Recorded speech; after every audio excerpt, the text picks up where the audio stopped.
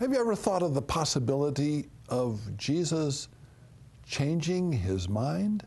I know that sounds really strange, even sacrilegious, but stay tuned. He did change his mind.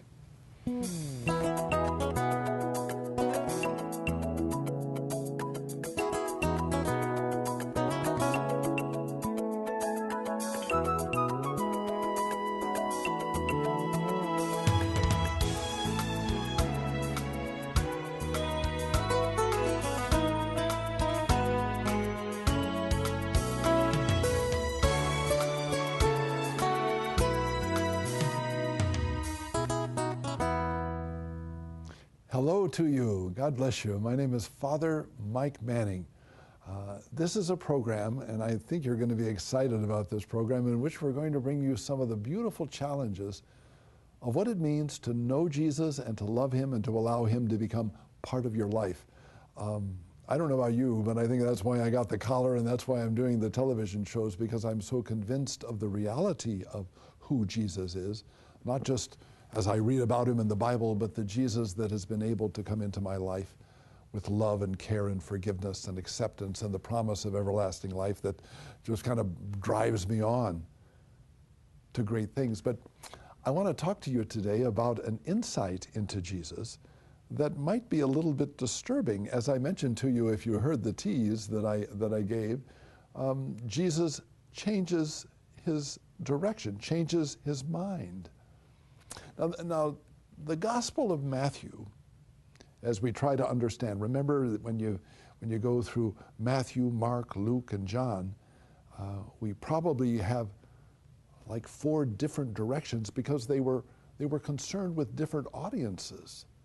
Well, the Gospel of Matthew was directed very clearly to the Jews, both those who had given their lives to Jesus, Jews who had done that, and those who were, they'd heard about Jesus and were questioning, wondering whether or not they should give their life to Jesus. And so Matthew was the one that wrote down, and he brought together so many of the things that he had experienced from the early church, and that's what that gospel was about.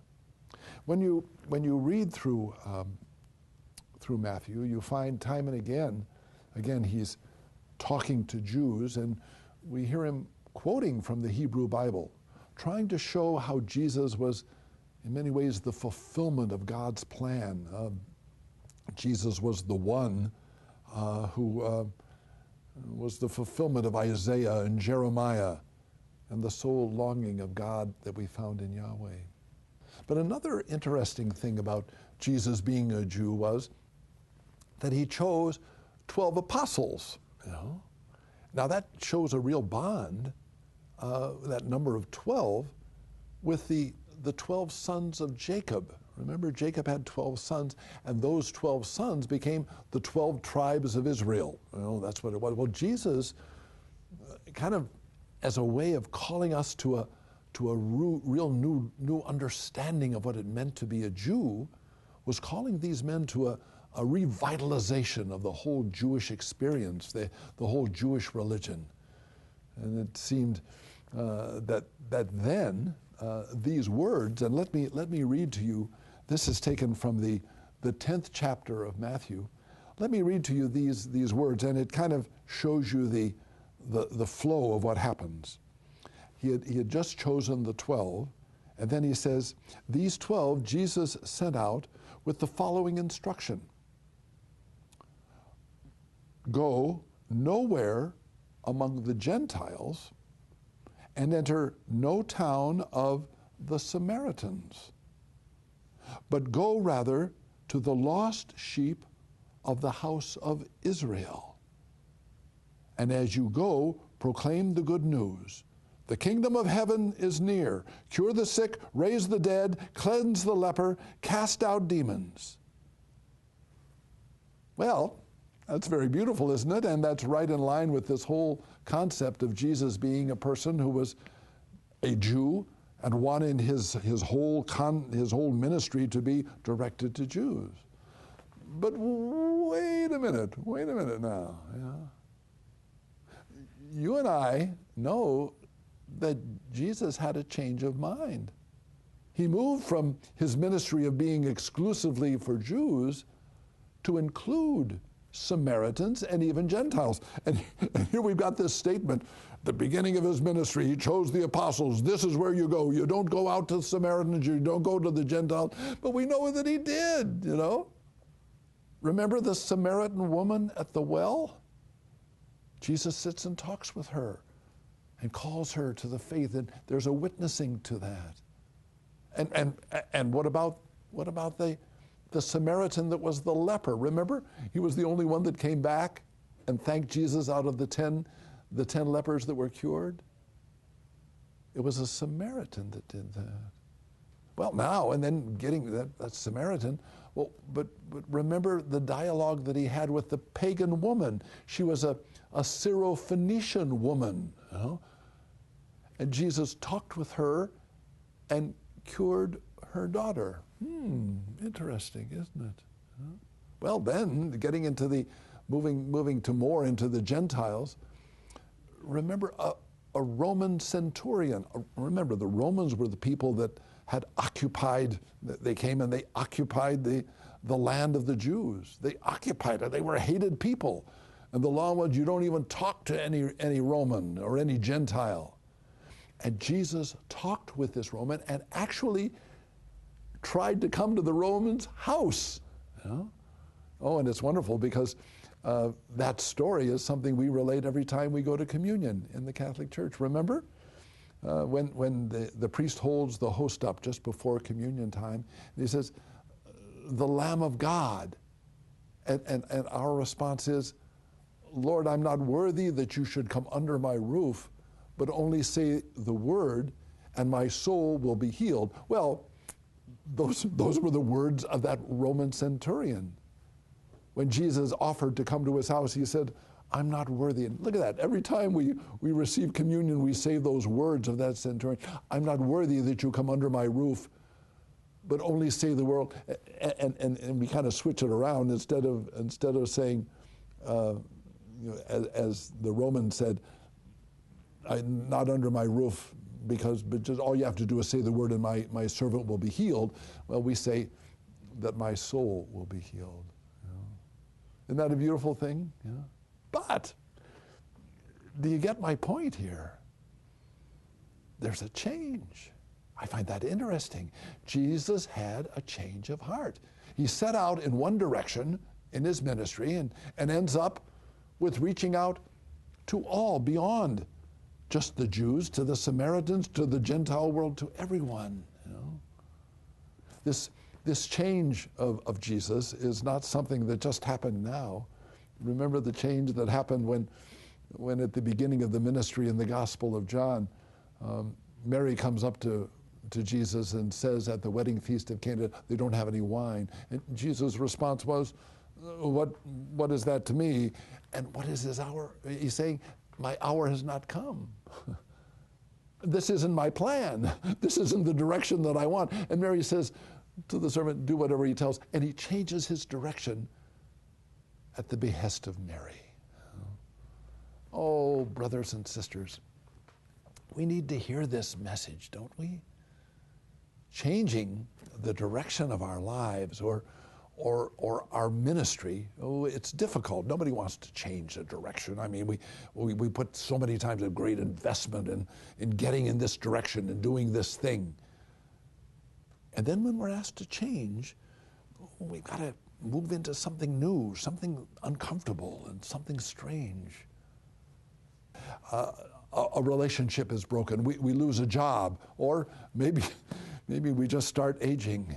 And those are some of the changes that happen. Sometimes we're brought into a change while kicking and screaming. Well, whether it's making a choice of saying, I'm going to change, or whether, boom, change comes and it knocks us over. The change of Jesus is an encouragement to us that as we follow him, change needs to be a major direction in our life as Christians. Continually being open to the call of God to something new, something we hadn't anticipated, and to believe that God is filled with excitement. God is always coming at us with new ways of allowing the blessings that we have in our hearts to be shared with other people, and that we can have that own peace in our hearts. Change is fundamental. It's a fundamental part of what it means to be a Christian in our life. Oh, allow yourself to be filled with that challenge. I don't know about you, but even though it's scary, even though I'm in many ways reluctant to change, change can be such a rich, wonderful thing. And as I'm shouting this out to you with a smile on my face, I know deep down there's a fear. But I know that Jesus is with me, and Jesus is ahead of me, calling me and beckoning me to a fuller life that might be involved with the change.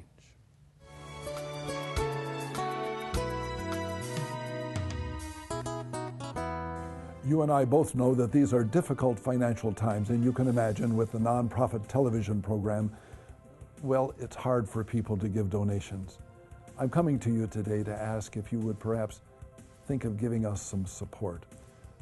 These are tough times, and I'm so on fire with the desire to continue this high-quality television program getting into the lives of many people.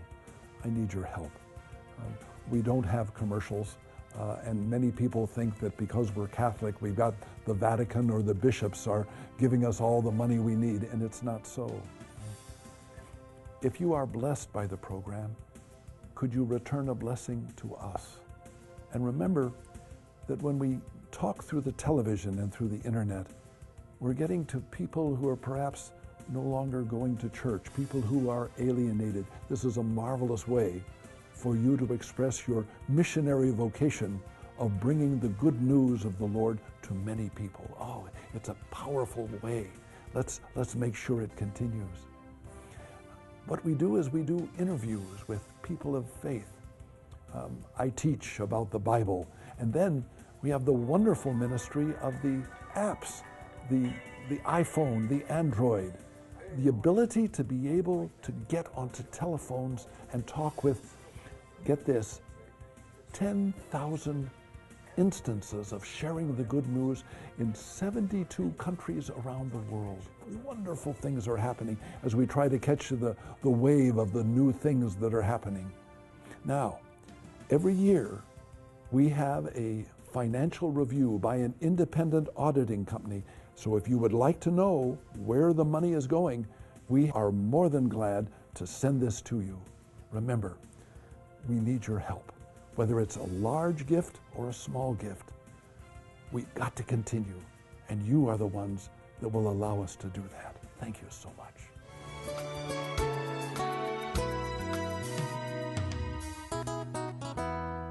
When we talk about being a Christian who has to be open to change, sometimes it's good to look at some of the people in the Bible and realize that, gosh, they were called by Christ to very, very serious changes. Their lives were turned upside down from one direction to the other. Of course, we know Paul and we know Peter, but I'd like to talk to you about an apostle that we know, and yet perhaps we don't know well enough, and to hear some of the changes that Jesus brought into this life. And the person I want to talk to you today about is the person Thomas. Now we know of Thomas from three incidents told in the Gospel of John. One is that of outstanding courage, and then it's the story of a person who is confused and looking for clarity. And the third is a person who has a serious doubt about the reality of the resurrection. Let's look at these incidences in John's life and see if they can be able to tell us a little bit more about this openness that we all need, following the example of Thomas, to understand what change is all about. Now, let me get to the first one by speaking to you about something that you need to remember. That there's a real difference in the land where Jesus lived. And it's the land where Jesus was raised and where he spent most of his ministry. And this is the northern part, Galilee or that area, where Jesus lived and worked. Oh boy, if ever you get a chance to go to the Holy Land and you get a chance to go to Galilee, you're just overwhelmed with the hills and with the green and with the flowers and with the water. You know? It's just a wonderful place. And the town of Nazareth, where he was raised, oh, it's just marvelous. It's up high and it overlooks this beautiful, rich valley. Oh, it's just very, very lush and wonderful.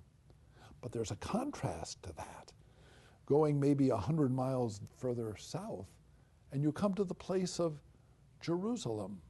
And when you, as a pilgrim, you let's say you start up in Galilee and then you come to Jerusalem, you're overwhelmed with the rocks and the stone and even the stark harshness of what goes on in the south. And that geographic difference is a good indication of why Jesus really liked the north. And it wasn't just the beauty of the northern terrain.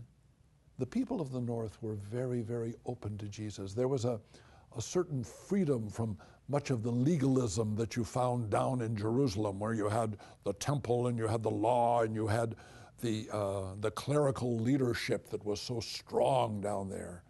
Oh, a real different attitude between the people there up the north and the people in the south. Jesus seemed to have been very much more accepted up in the north. This is where we would have 15,000 people come to listen to Jesus tell stories and heal people. And he was acclaimed with great honor.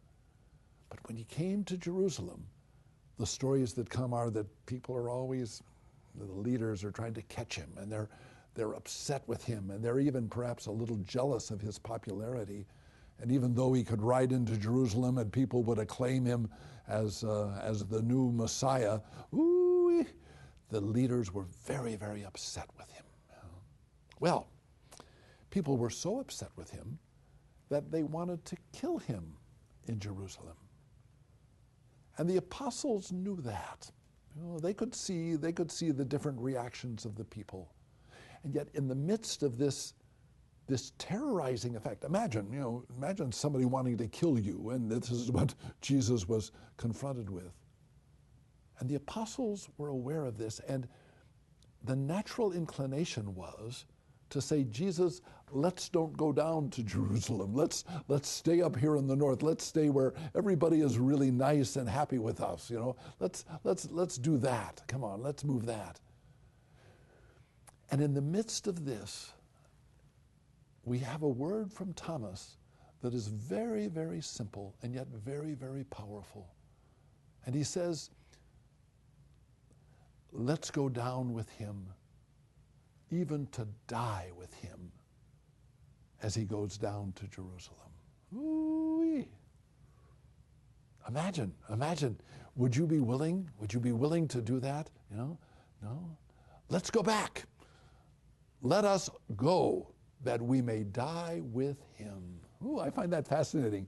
To be able, we try to paint the breadth of a person's life by maybe just little statements that they make. But to be able to say those words, let us also go that we may die with him, shows a very courageous person. Well, the second incident where we encounter Thomas is the Last Supper. Jesus is preparing his disciples for his impending death. He's saying, he's trying to get them ready to know that he is going to die. And when the apostles were confused, he was trying to tell them about the cross, but they didn't understand.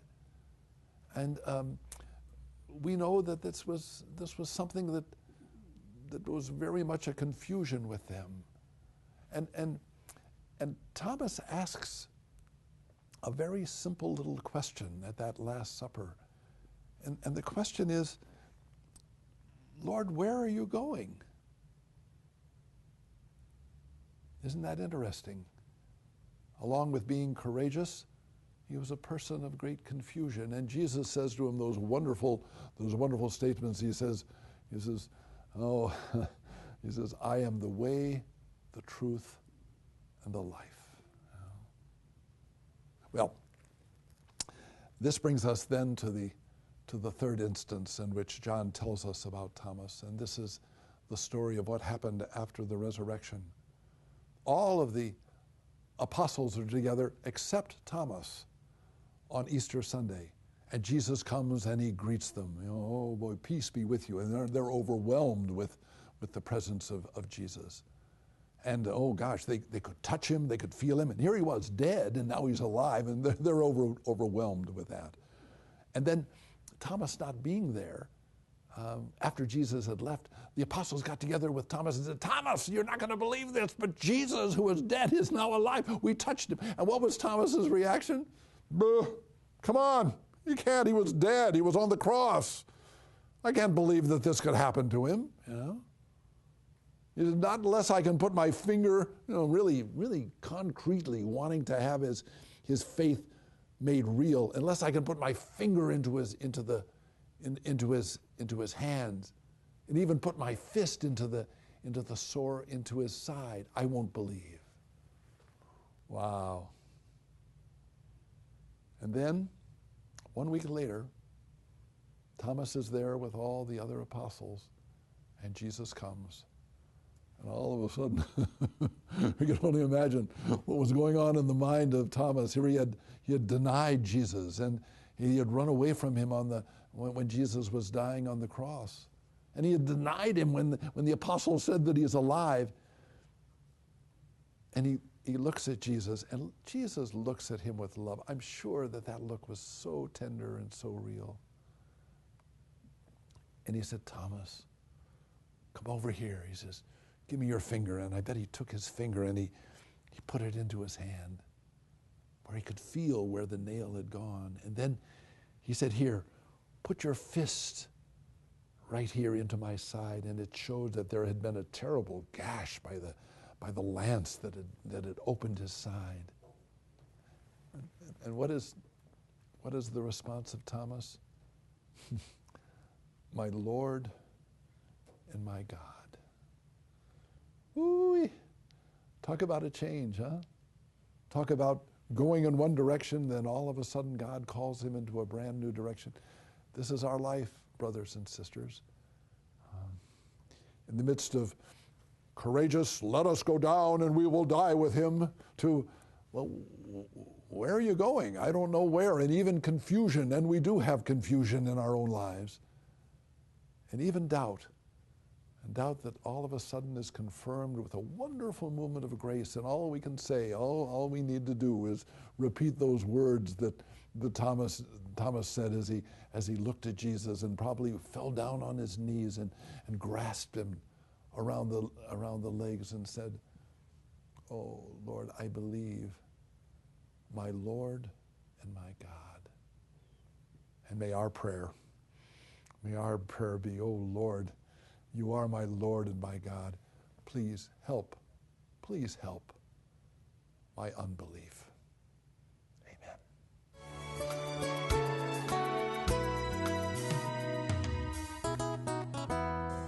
I need to come to you to ask a special request.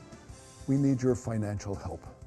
I know that these are difficult financial times and you are struggling too, but I so want to allow this television ministry, this internet ministry, this applications on the telephones to continue. I need your help. A lot of people think that because we're Catholic, we've got the Vatican or the bishops that are giving us the money we need. It's not true. I need your help. Please, whether it's a small gift or a large gift, would you please share with us the missionary call of bringing the good news to all people around the world? We've got a powerful way of bringing blessings to people, even more powerful than what might happen in a church. I can get to those people that aren't going to church. Please, be generous. Allow us to continue, allow us to be able to do mighty things for the Lord. Thank you so much.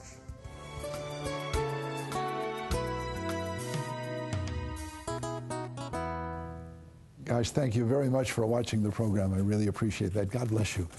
I hope that what I've said to you about the challenge of change, whether it's listening to what Jesus calls his apostles to do or what Thomas did, is going to move in your own heart. And if you've gone through some really tough times, and let's say some changes that maybe were forced on you, or changes that you feel that you've got to make the decision on your own, but still it's very tough, know that the Lord is with you, and that this is a really vital part of catching even a new crest of meaning in life and joy and happiness, and let that happen to you today.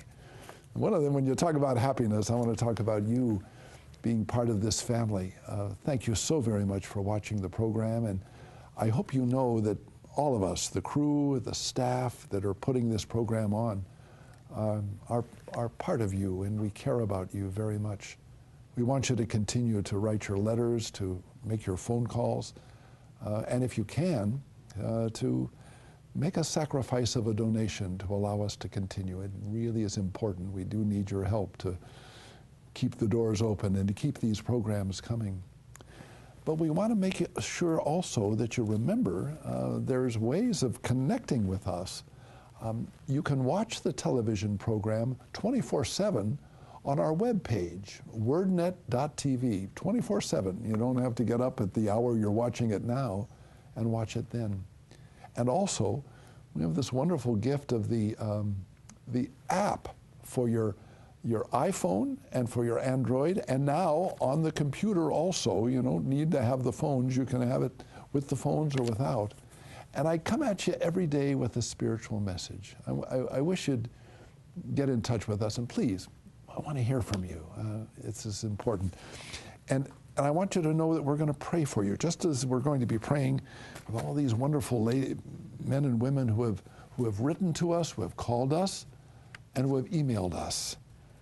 Evelyn in South Carolina wants to pray for her friend. Marion in Illinois, she wants health, but she also wants wisdom and strength. And Philip in South Carolina, you're praying for young people, that they'll be able to have greater values and strength. And we all want to pray for that, don't we, Philip? And Janet, she's from Arizona. She's going on retreat. And we want to pray in a special way for her, that the Lord moves in her in a great way. And then I've got Austin here from Alabama, praying for healing for his family. Lord, come into these people's lives. Come into all of our lives. Bring your healing. Bring your hope. Bring your life. May Jesus' love for you always make you smile.